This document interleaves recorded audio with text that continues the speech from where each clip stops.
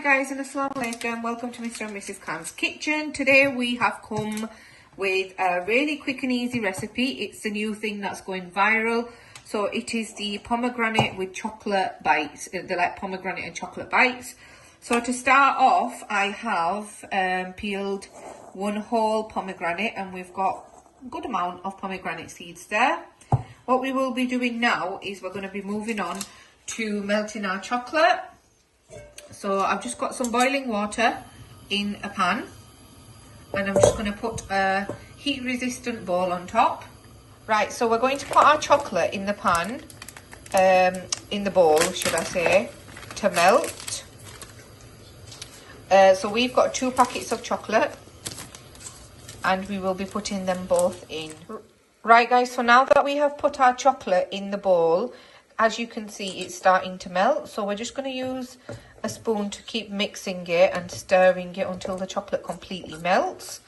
And we will be back once the chocolate has melted. Right, so as you can see our chocolate has melted.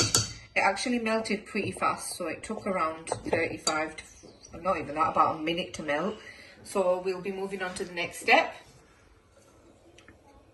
Right, so we're just going to get a little bit of chocolate and scoop it into our like cupcake cases, and just put a little bit of chocolate at the bottom there. Right guys, so what I'm going to do is I've put some chocolate at the bottom there. I'm just going to put my pomegranate on top of there, just to kind of cover that chocolate up.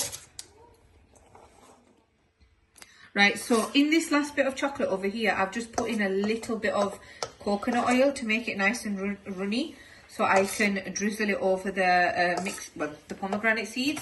So I'm just going to get a bit of chocolate here and I'm going to drizzle it over the top, like so, and I'm going to continue that with all of them.